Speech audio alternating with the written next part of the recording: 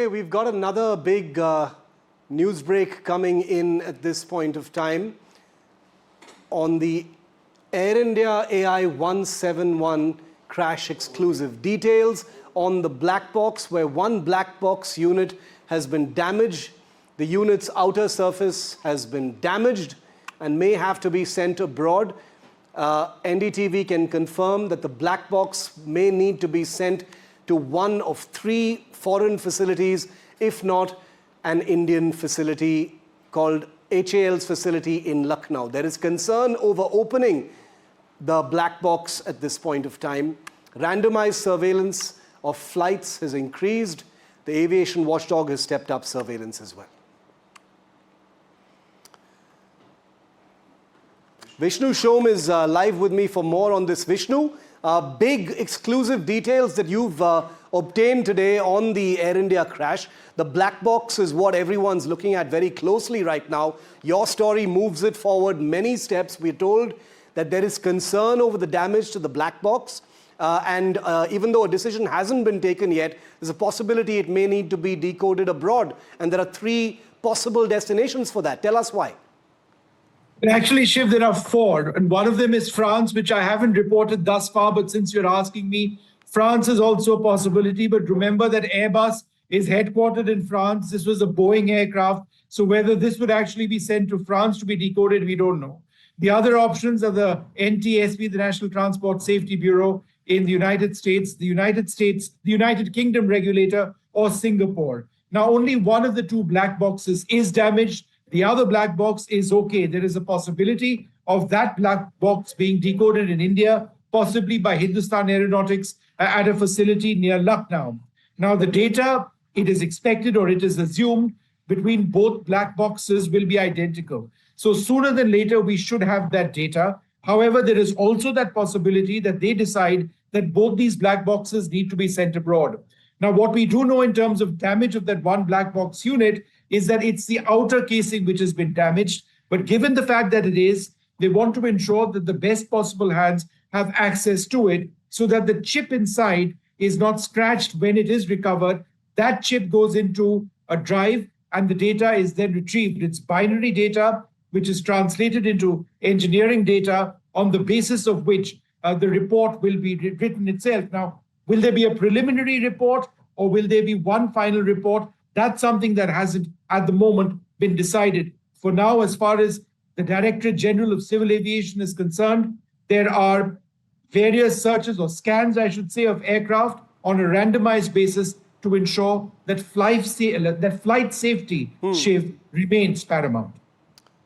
Vishnu, your news break takes the story forward, like I said, many steps. It adds important detail in an area where there has been a lot of speculation over the last 24 hours. I'm going to let you go. Thank you so much for that. 4 possible destinations for the black box that is damaged. There is concern over whether it can be handled satisfactorily and retrieved and decoded with its data satisfactorily here in India. I want to get an expert view on this as well. Air Marshal Sanjeev Kapoor continues to be with me. He's been a former Director General of Inspection and Flight Safety with the Air Force. Dr. Guy Grattan, who you saw in our previous segment, is still with us. Thank you, gentlemen, for your patience. Apologies for coming to you a little late. Dr. Grattan, I quickly want to come to you first because it is being reported that the black box has sustained some measure of damage. Again, not unusual. We've seen this happen before. And it's possible that India may need to send that black box abroad. The UK, France, Singapore, the United States are being listed as possible destinations where this may happen. Your views on that? Whilst you can understand that India might wish to try and do this in-house, as you like, certainly Britain, France and America all have world-leading facilities for accessing the data recorders and for protecting the data inside while opening them. Very hard to say which of any of them is the best because all 3 of them are very, very good. But you can imagine that this causes some political difficulties because clearly the Indian authorities want to maintain absolute control of the integrity of the box and its contents. Nonetheless, I wouldn't worry because Once that device has been removed from the aircraft and is being protected by the investigators, there's very little risk of the condition of what's inside it deteriorating. So whilst the Indian AAIB are talking to their international colleagues about this, I don't think anything is being lost, apart from the simple fact that, of course, everybody would like to hear the answers as soon as they can be found. Yes. Marshal Kapoor, do you want to add to that? There are concerns that data might be lost, but these are very robust devices. So what are these concerns really about then, sir? The recent accidents that have taken place, the 737 MAX accidents, both of Lion Air and Ethiopian Air, and also the Air France accident, which took place a few years ago over Atlantic of Brazilian aircraft, which took off from Brazil. The black boxes after recovery were sent to OEMs for analysis. Now, there is nothing wrong in sending these aeroplanes, these black boxes for analysis. But the issue here, the larger issue is that India has got one of the largest commercial aeroplanes in pipeline, which we have ordered, and we are the fastest growing civil aviation country. So we have set up our own state-of-the-art facility close to Lucknow, and HAL has the required knowledge and wherewithal. So the whole aim being that we should try and decipher this in our own country. That is the first. Gone are the years when we didn't have these kind of facilities and we had to rely on OEM. But now today, now coming to the safety of the product which we need to analyze and study, that would be of course safe. This is shock proof. Yes. This box which you're just showing, it can withstand temperatures up to 1000 degrees centigrade, take about 20 to 30 G on any direction on impact. It is sea water resistant. All that is there. So it is designed to be in a position that as and when the aircraft crashes or ditches or goes anywhere, it is easy to recover this flight data recorder. So that way there is no concern. Yeah. And like Vishnu said, that there are two of them. So this is just to rule out the redundancies and a sense of comparison from the two sources from where it is taken. Dr. Grattan, you've seen the very upsetting videos of the actual crash. There are two videos that have emerged. And I do acknowledge that over the last 8 days, there's been plenty of speculation. A lot of things have been said about what may have happened. But a lot of the conversation has been of a serious nature, trying to decode what could have happened, because it is not often that there are videos of an actual accident of this kind. While we talk about the black box, would you give us your view of what you think may have happened? I don't think I can, and I don't think I should. This is an awful tragedy. Yes. Hundreds of families have been ripped apart by it. And we really do not have good quality information yet to allow any meaningful analysis of what occurred. And if we start to do that, then we may be giving false ideas to these poor families. So no, I can't and I shouldn't conjecture about what may have caused this awful tragedy. I have a deep amount of respect for that answer, but I will ask a different question in that case, which is on the black box itself. Typically, Dr. Grattan, how long would it take, in your view, to get all this information downloaded, to analyze and interpret it based on what we know? So once the contents of the box have been accessed, which clearly is still an issue, that data should all be downloaded and processed within a day. However, from there, you have got the painstaking work of the investigators in analyzing around 1,000 different parameters on the flight data recorder. I think it's 5 different microphones on the voice recorder, and understanding what picture that is putting together for the investigators. So whilst once the box is opened, I would hope within a day they have the data. The reality is it could well take some weeks before the investigators have a reasonable picture of what occurred.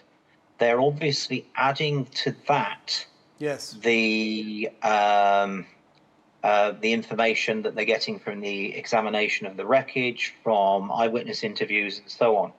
So now I would think it is possible that the investigators may have an initial idea of what occurred within 30 days, and they may elect to make an interim report. But it is paramount that they don't go public with what they think until there's a large degree of certainty about that.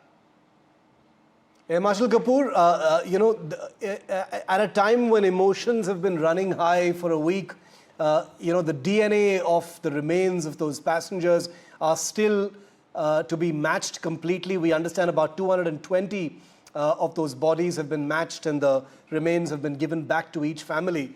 At a time when emotions, anger, confusion about this accident are still very much palpable, the sense of urgency for answers is something that is very difficult to ignore.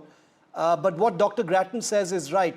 This is a process that needs to take its time so that the correct answers actually emerged. And you've been in the hot seat of flight safety in the Air Force, so you know what that pressure is like. Tell us about that. The investigators must be doing the work, and they are working round the clock. And what I gather is a very high-level committee has been set, roping in people from all verticals of the government and civil aviation to work on this. And it takes time. It takes time, and we shouldn't push because the correct lessons should emerge, and part information and part analysis is always construed in another manner. Typically, in my opinion, it would be 3 to 4 months, in my appreciation, till the final report comes out. It may take a little longer also. They go into every aspect. The whole flight would be reconstructed right from the start. And it would include everything from the time it landed at Ahmedabad to the time it took off to the time it crashed. From various angles, from all the CCTV footages, from all the hundreds of parameters which the FDR and there are many microphones like the co-panelist just mentioned, what each person spoke, it is collaborated with the time graph. So on the right side of this complete is the second, it is in microseconds. It is 2 minutes, 30 seconds, 0.15. So these are all on an actual scene. And if some portions are found, they are taken into an hangar and reconstructed there. Every accident is reconstructed of whatever remains, because each part has a story to say. The way engines have been impacted. If the engine has impacted with full power, it will be in a different shape. If it has impacted with partial power, and if it had no power at all. So all three have different. So this is how the analysis is done, just for ease of understanding. Air Marshal Sanjeev Kapoor and Dr. Guy Grattan, grateful for your time and wisdom on this complicated, shape-shifting story. And we all would sooner hear what really happened, but we have to respect the process, and we will continue to do that here on NDTV. Thank you, gentlemen, for being with me. Patrick Smith of Ask the Pilot is also with us, and I wanted to be able to squeeze a couple of questions in with him as well. Patrick, thanks so much for waiting. Appreciate it. Your views on precisely what we were talking about, the black box that's apparently damaged and might need some help.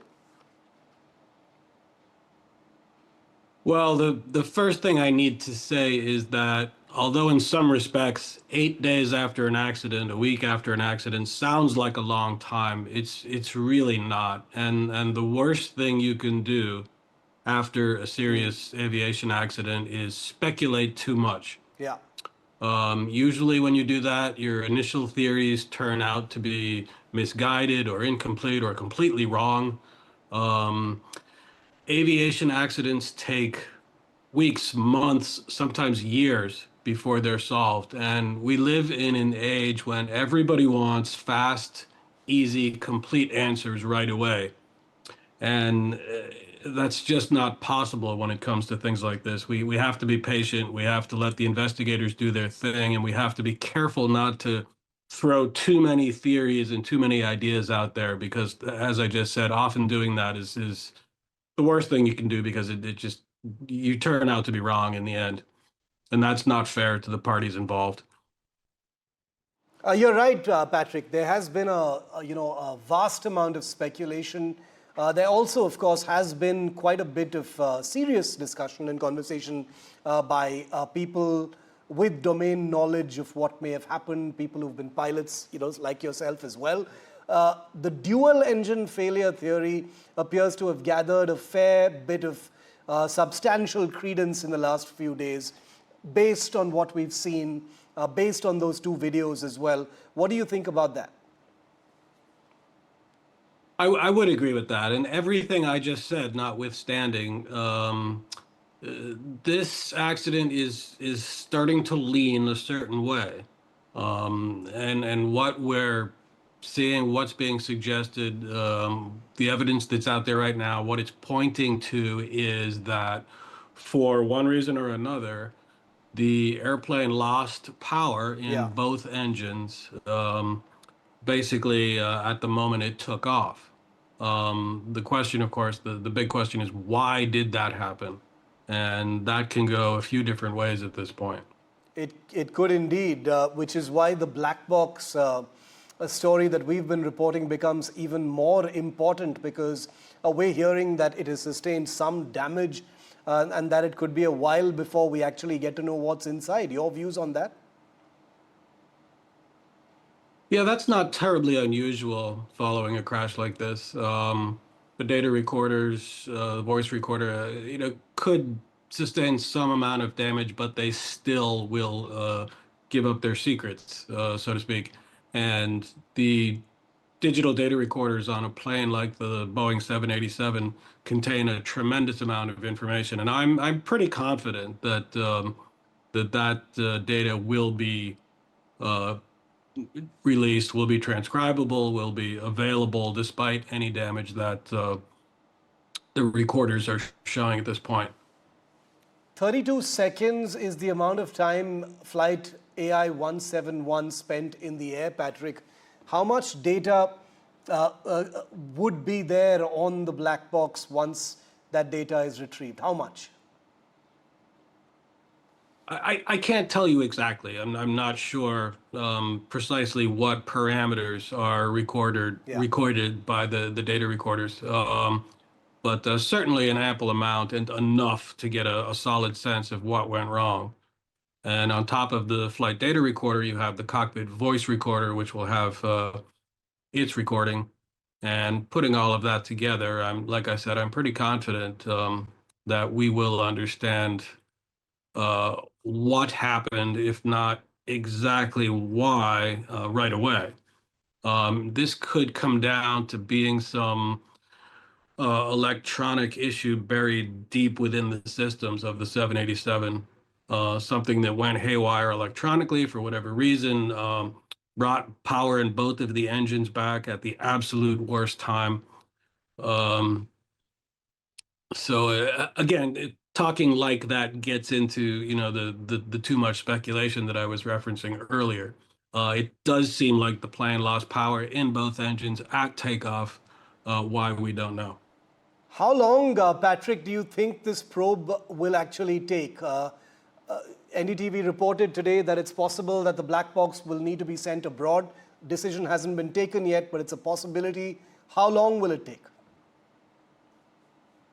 I do. It's difficult to articulate why exactly, but the dynamics of this seem relatively straightforward. We have the entire airplane, we have video, or we're going to have the flight data recorder. We're going to have pretty much everything we need. Fingers crossed, it shouldn't be that difficult to put this together. And one final question, because this is something that played out in the initial days of the investigation right after the crash, when pilot error, crew error became almost a kind of impulsive thing that people started to say. I wondered what you thought of that, Patrick. I'm also fairly confident to say that based on what we know so far, based on the evidence that's out there, based on the videos, I'm not sensing that this was any blatant mistake on the crew's part. I'm not seeing pilot error as a red flag here. It's not pointing in that direction. It's pointing more towards some kind of catastrophic technical failure, the causes of which are a whole other conversation. Patrick Smith of AskThePilot.com, thank you very much for speaking to us here on NDTV. This is an important story for us, and we are committed to seeing it till the end. We don't know how long it's going to take for that investigation to emerge with a preliminary and then a final report, but people are waiting for answers. The families of those who are lost and a country at large is waiting for what happened to flight AI171. We will, I promise you, continue to report it here on NDTV.